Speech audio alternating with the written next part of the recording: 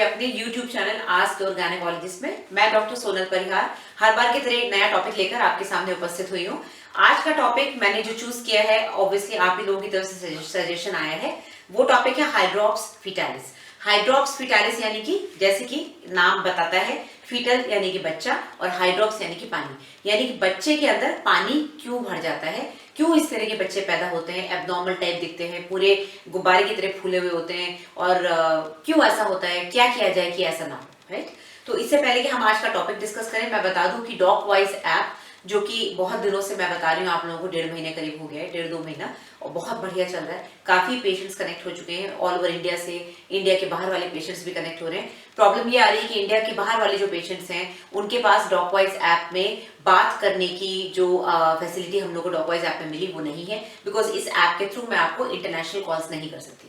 Okay तो बस कुछ दिन की बात है, बाय मार्च या बाय स्टार्टिंग ऑफ अप्रैल तक मोस्ट लाइकली ये रिपेयर हो जाएगा। इसमें जो भी एक्स्ट्रा उनको ऐड करना है डॉकवाइज ऐप वालों को वो ऐड कर देंगे, तो ये सारी आपके पास ऑप्शंस आ जाएंगे। इस ऐप के थ्रू आप मेरे साथ रिपोर्ट शेयर कर सकते हैं व्हाट्सएप की तरह। आप मेरे को वॉइस मैसेज भेज सकते हैं, कॉल रिक्वेस्ट कर सकते हैं, मैं आपको कॉल कर सकती हूँ, ठीक है। अगर कुछ टेक्निकल प्रॉब्लम आ रही है तो ये नंबर्स हैं, आप इनके ऊपर कॉल कर ले या फिर व्हाट्सएप कर ले, तो ये आपको बता देंगे कि ऐसे क्या करना है, राइट। बाकी जो लोग मेरे से फिजिकली आके हॉस्पिटल में मिलना चाहते हैं तो ये मेरा हॉस्पिटल का एड्रेस है, मेरी सेक्रेटरी का नंबर है। नंबर देने का ये मतलब नहीं है कि जब आपका मन करे तब आप फोन कर रहे हैं। मैंने सुना है कि आप रात में, कुछ लोग जो है रात के 1 बजे, 1:30 बजे, 2-2 बजे भी फोन कर रहे हैं। ये कहाँ का तरीका है? आपको नंबर दिया गया है आपकी सहूलियत के लिए कि आपको कोई जेन्युइन प्रॉब्लम है तो हम हेल्प करने के लिए तैयार हैं। बट आप किसी को अगर रात के 2 बजे फोन करके सिर्फ ये पूछोगे मैडम का नंबर दे दो या मैडम कहाँ है, मैडम से बात कराओ, ये थोड़ा सा अनएथिकल हो जाता है। It is very bad. इस तरह से काम ना करें, राइट, वरना तो फिर चैनल पे कोई भी नंबर देना बंद कर देंगे हम लोग, राइट।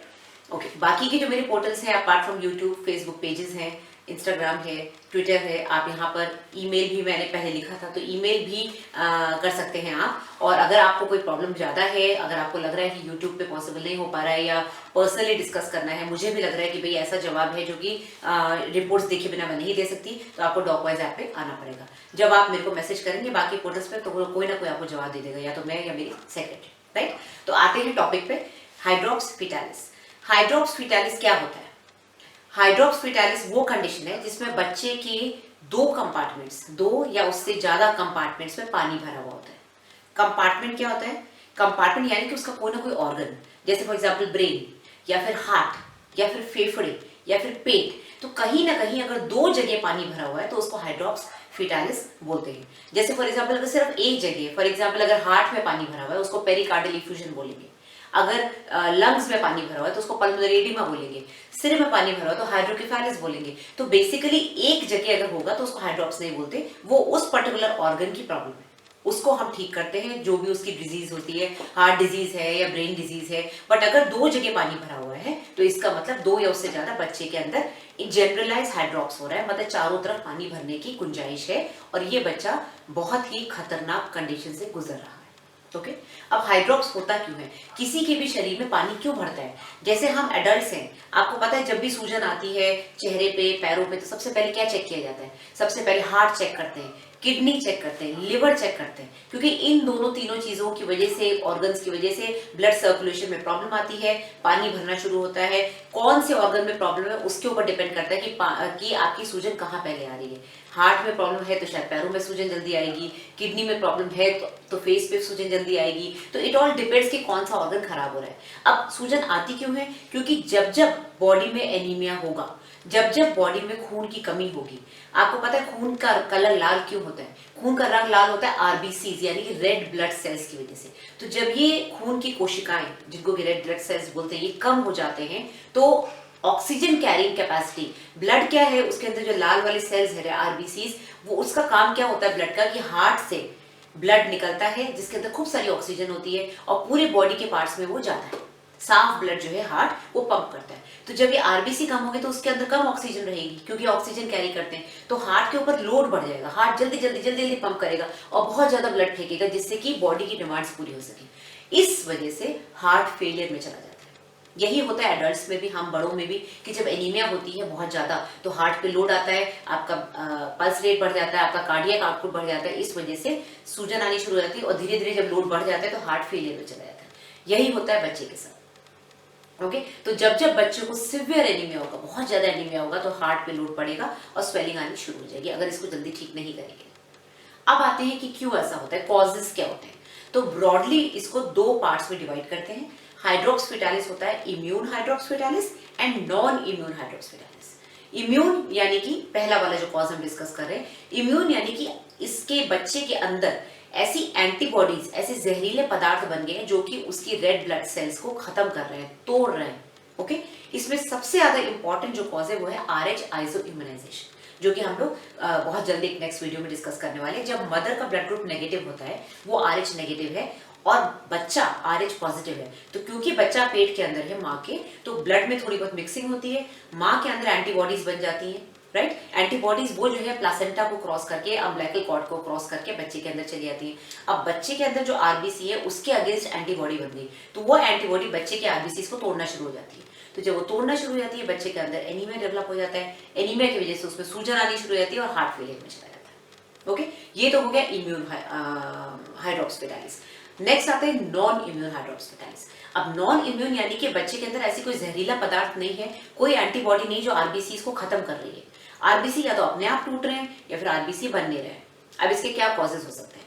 कुछ वायरल इन्फेक्शंस हैं, जैसे कि आप लोग टॉर्च बहुत सुनते हैं, टॉक्सोप्लाज्मा, रूबेला। जनरली ऐसे केसेस में बच्चा एबनॉर्मल पैदा होता है, उसके हार्ट में, ईयर्स में डिफेक्ट होता है, पर किसी किसी केसेस में हाइड्रॉप्स के भी फीचर्स देखे गए हैं, इसीलिए टॉर्च टेस्ट जरूर कराते हैं अगर आपको हिस्ट्री है हाइड्रॉप्स की।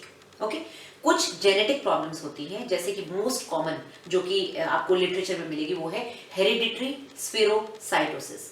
हेरिडिटरी यानी कि फैमिली में रन करती है, जेनेटिक कॉज है, और अगर मदर को है या एक बच्चे को है, दूसरे बच्चे को भी हो सकती है। ये जेनेटिक होती है, इसलिए ऑटोसोमल रिसेसिव, ऑटोसोमल डोमिनेंट, इस तरह की डिजीजेस आपके सामने आएंगी। यानी कि क्रोमोसोम्स जो डीएनए ट्रांसफर होता है माँ से बच्चे में, पिता से बच्चे में, उसके अंदर ये जीन होता है जो इस बीमारी को कराता है। अब इसमें होता क्या है, स्फेरोसाइटोसिस यानी कि बॉल, स्फीयर। ओके स्फीयर यानी कि बॉल। अब आरबीसी की शेप क्या होती है, वैसे तो गोल दिखते हैं, बट वो बीच में से थोड़े फ्लैट होते हैं, प्लेट की तरह।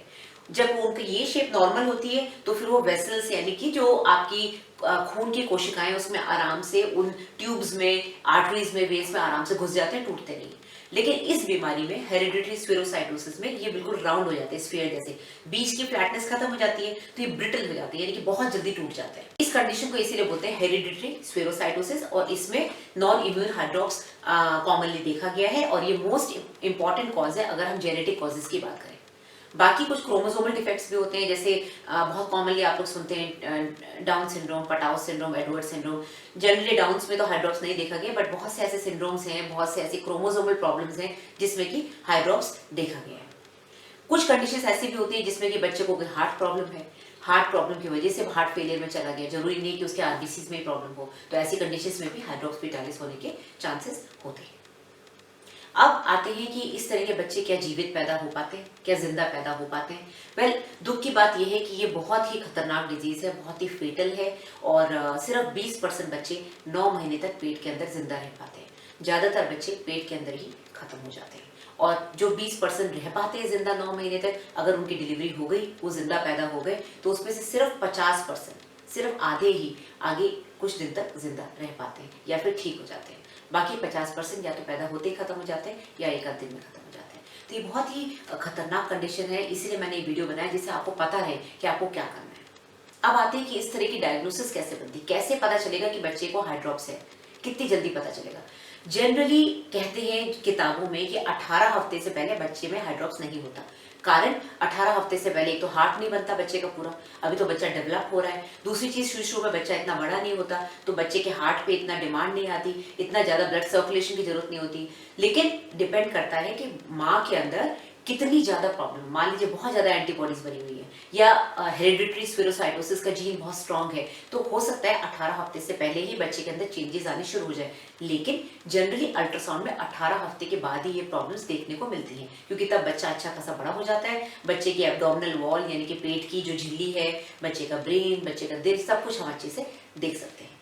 तो 18 हफ्ते के बाद अगर ये डायग्नोसिस बनती है तो हाथों हाथ उसका ट्रीटमेंट बहुत जरूरी है, वरना ये बच्चे को बचाना बहुत मुश्किल होता है। ओके अब क्या किया जाए अगर डायग्नोसिस बन गई?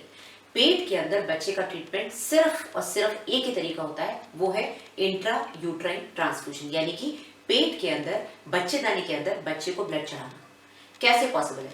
जब बच्चा बाहर आ जाता है तो हम उसके हाथ में या पैरों में, वेन्स में हम ब्लड लगा सकते हैं, राइट? लेकिन जब बच्चा पेट के अंदर है तो उसकी नाड़ों में जाना और नीली लाना बहुत मुश्किल है। हमारे पास एक ही चीज बचती है, वो है अम्बिलिकल कॉर्ड, यानी कि नाभि से जो कॉर्ड निकलती है, ठीक है? तो ये जो कॉर्ड होती है ये प्लासेंटा यानी कि आवल को बच्चे से कनेक्ट करती है। इसके अंदर बच्चे के ब्लड वेसल्स होते हैं और इसको हम अल्ट्रासाउंड गाइडेड नीडल से पियर्स कर सकते हैं, इसके अंदर जाके बच्चे को ट्रांसफ्यूजन दे सकते हैं।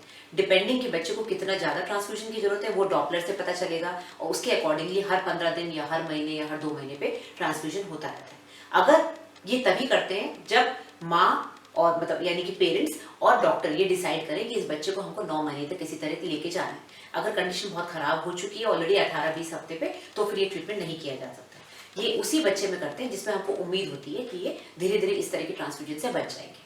ओके, एक बार बच्चा बाहर निकल गया, मान लीजिए जिंदा हाइड्रॉप्स बच्चा निकल गया, तो उसको हाथों हाथ एनआईसीयू में लेंगे। एनआईसीयू यानी कि न्यूनेटल इंटेंसिव केयर यूनिट, वहां लेंगे, बच्चे को रेस्पिरेटरी सपोर्ट देंगे, क्योंकि ऑब्वियसली बच्चा पैदा होगा, मान लीजिए उसके लंग्स में पानी भरा हुआ है या बच्चा टाइम से पहले हो गया है, तो सबसे पहले तो उसकी सांस लानी जरूरी है, तभी वो जिंदा रह पाएगा। उसके हार्ट में अगर पंपिंग प्रॉब्लम हो रही तो हार्ट प्रोटेक्टिव ड्रग्स दी जाएंगी, हार्ट के लिए कार्डियक मसाज किया जाएगा, हार्ट से रिलेटेड जो भी ड्रग्स होंगी, जो भी ट्रीटमेंट है वो दिया जाएगा। उसकी किडनी पे दवाइयां दी जाएंगी जिससे किडनी काम करना शुरू हो जाए और जितना बॉडी में उसके पानी भरा हुआ है वो पानी किडनी बाहर यूरिन के थ्रू निकालना शुरू हो जाए। ओके, फिर कोशिश करते हैं कभी कभी नीडल से उस बच्चे के अंदर का पानी निकालने की। लाइक फॉर एग्जांपल, अगर मान लीजिए हार्ट के बाहर जो उसका हार्ट की जो कवरिंग होती है पेरिकार्डियम, अगर उसमें पानी भर गया तो हार्ट दब रहा है तो उसको नीडल से बाहर निकालेंगे।